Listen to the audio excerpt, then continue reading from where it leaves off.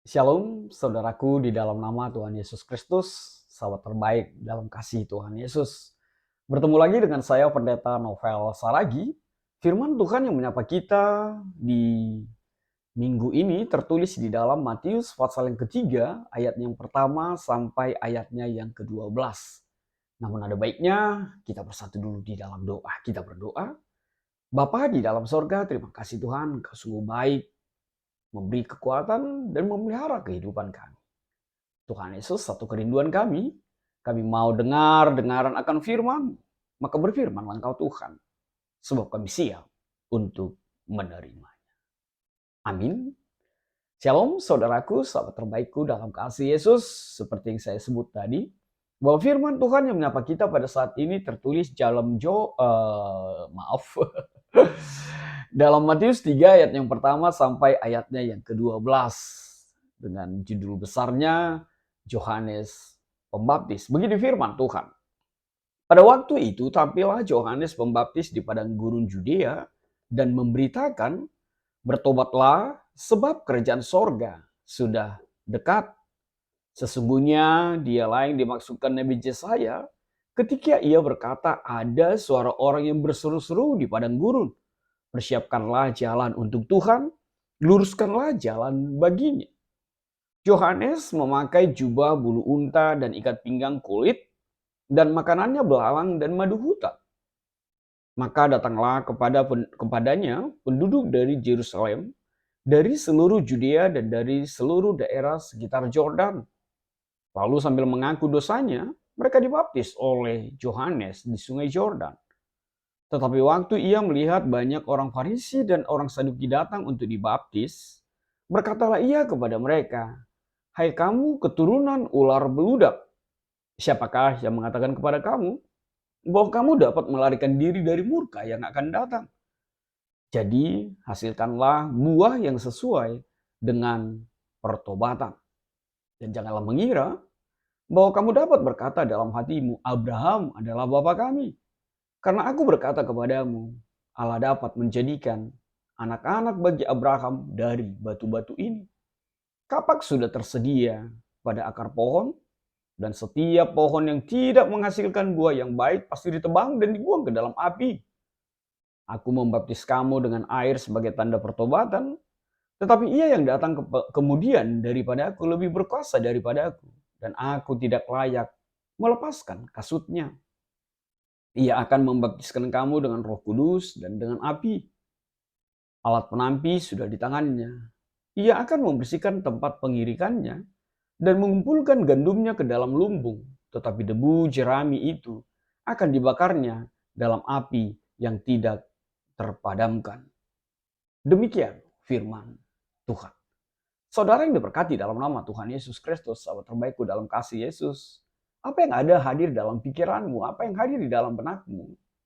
Ketika firman Tuhan ini di ayat yang pertama menyapa kita dengan kalimat, tampillah Yohanes Pembaptis di padang gurun Judea.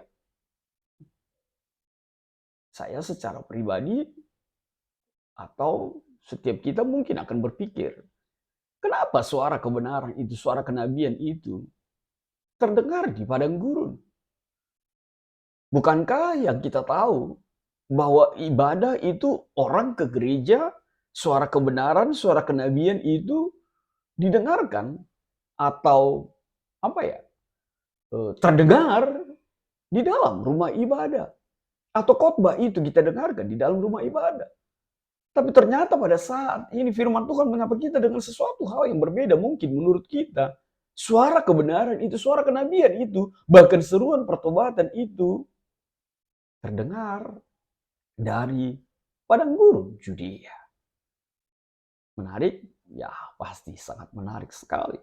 Tapi saudaraku di dalam nama Tuhan Yesus Kristus, sebelum kita lebih jauh, mari kita melihat bahwa di padang gurun Judea, ini maksudnya bukanlah gurun yang tidak dihuni. Melainkan ini adalah bagian dari sebuah negeri yang memang tidak begitu banyak penduduknya dan juga tidak begitu banyak ladang dan kebun anggurnya dibandingkan di tempat lain. Dan di sini ada 6 kota, kalau kita melihat di dalam Yosua pasal yang ke-15 ayatnya yang ke-61 dan ayat yang ke-62 disebut begini, di padang gurun Bet Araba, Midian, Sekaka, Nipsan, Kota Garam, dan En-Gedi. Artinya, di padang gurun Judea itu ada 6 kota di sana, ada 6 tempat, ada 6 desa. Dituliskan di dalam kitab Joshua. Artinya apa?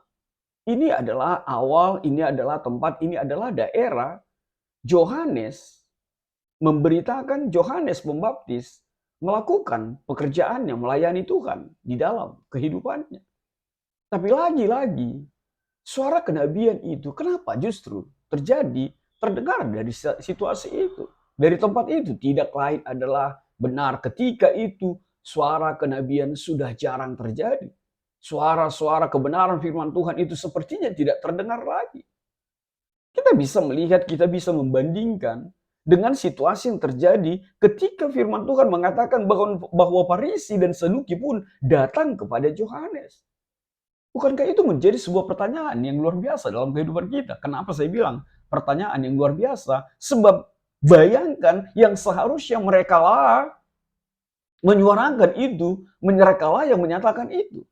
Bukankah itu pekerjaan seorang Farisi, orang Saduki, yang tahu kebenaran firman Tuhan, yang tahu hukum Taurat, yang tahu segala-galanya tentang kita dan apa yang Tuhan mau terjadi dalam kehidupan kita. Tapi lagi-lagi mereka pun datang kepada Yohanes.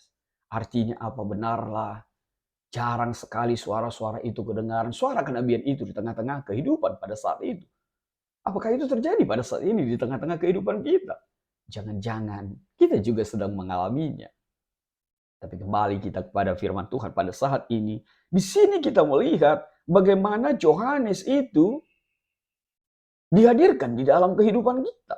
Dihadirkan di dalam perikop ini. Dan kita tahu Yohanes ini bukanlah Yohanes, murid Tuhan Yesus. Tapi Yohanes ini adalah anak dari Zakaria dan Elisabet. Dan kita tahu Elisabet itu adalah sepupuan dengan Maria, ibunya Yesus.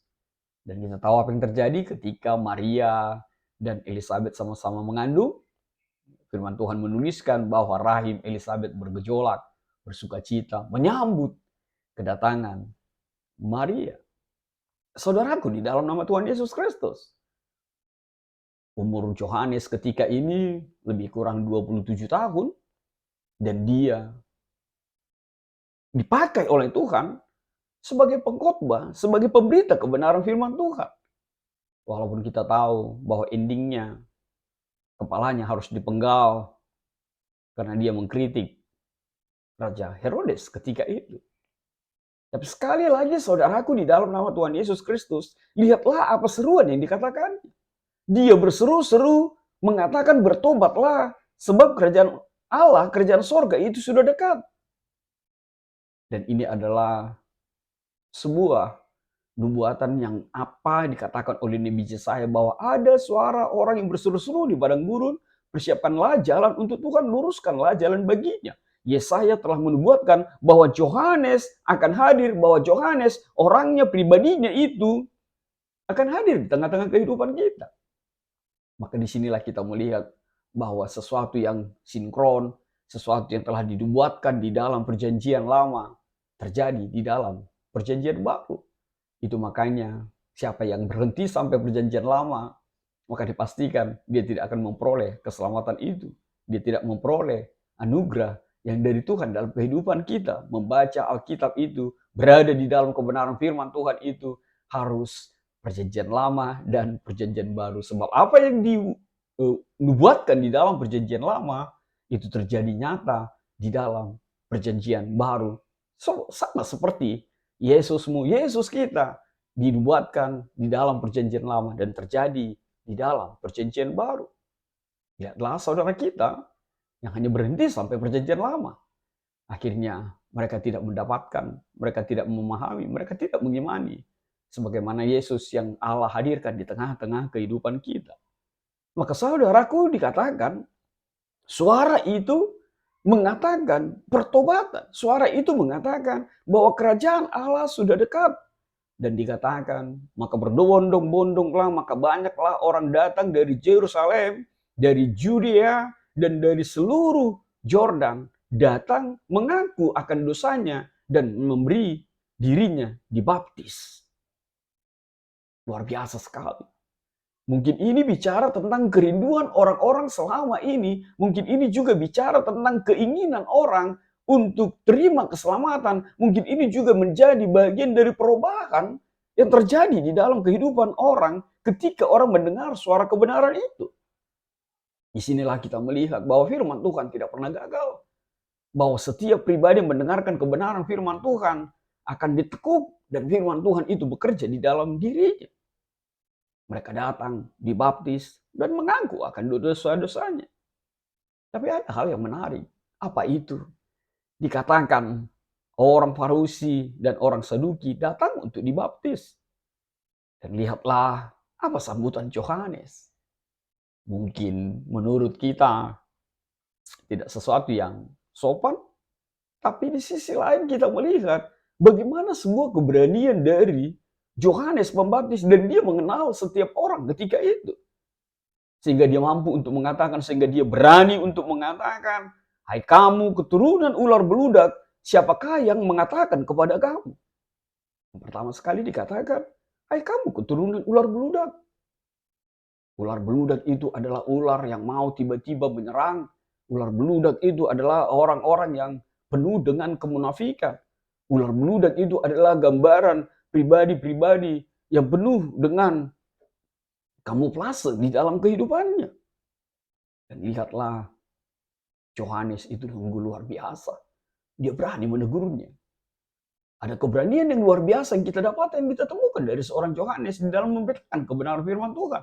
Bahkan hal itu tidak berhenti pada kalimat itu saja, tapi juga lebih lagi dengan mengatakan bahwa siapa yang mengatakan kepada kamu bahwa kamu dapat melarikan diri dari murka yang akan datang? Artinya apa? Farisi atau Saduki, siapapun kita, tidak bisa lari dari penghakiman, tidak bisa lari dari murka Allah.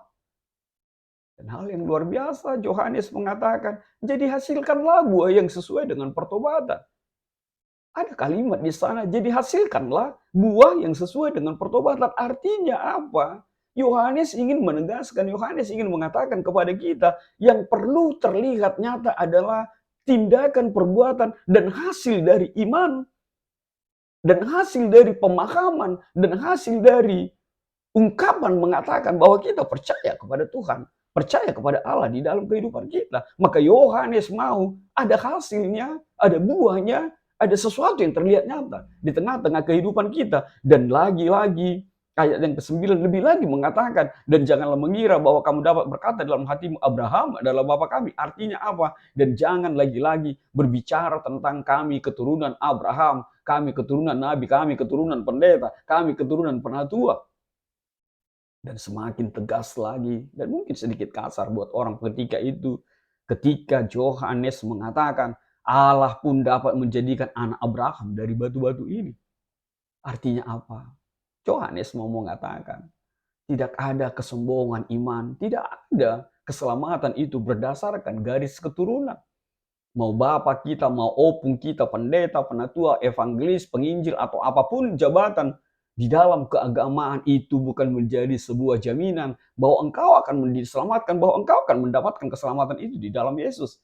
Tapi lagi-lagi Yohanes ini mengatakan, adakah perubahan itu? Adakah pertobatan itu? Pertobatan itu adalah bicara tentang berbalik, bicara tentang berubahnya penguasaan yang menguasai dirimu di dalam kehidupanmu. Kalau selama ini menguasai dirimu adalah si iblis, menguasai dirimu adalah dirimu, hatimu, dan pikiranmu sendiri, berubahlah dengan dikuasai oleh Roh Tuhan yang bekerja di dalam dirimu. Sebab lagi-lagi Yohanes mengatakan dan menghadirkan di tengah-tengah kehidupan kita bahwa pohon yang tidak baik, bahwa pohon yang tidak menghasilkan buah yang baik pasti ditebang dan dibuang ke dalam api. Saudaraku, ada disebutkan menghasilkan buah yang baik. Artinya apa? Tidak hanya berbuah saja. Kalau buahmu busuk, kalau buahmu setengah matang, sudah jatuh, atau buahmu tidak sampai matang, tidak menjadi sesuatu yang berarti dalam kehidupan ini, itu pun tidak berarti bagi Tuhan. Tapi yang ingin dinyatakan adalah bukan hanya buah saja, tapi buah yang baik. Buah yang berarti, buah yang memberkati di tengah-tengah kehidupan kita. Lalu Yohanes memunculkan kerendahan hatinya. Lalu Yohanes disebutkan dengan situasi yang apa yang dialami dalam kehidupannya dan apa yang dia jalani. Perubahan, pertobatan terlihat nyata dalam hidupnya. Minimal kita dipertontonkan dengan, kita diperhadapkan dengan ungkapan Yohanes memakai jubah bulu unta dan ikat pinggang kulit, makanannya belalang dan madu hutan. Kesederhanaan, ketulusan seorang hamba Tuhan menerima dan menikmati apa yang ada padanya.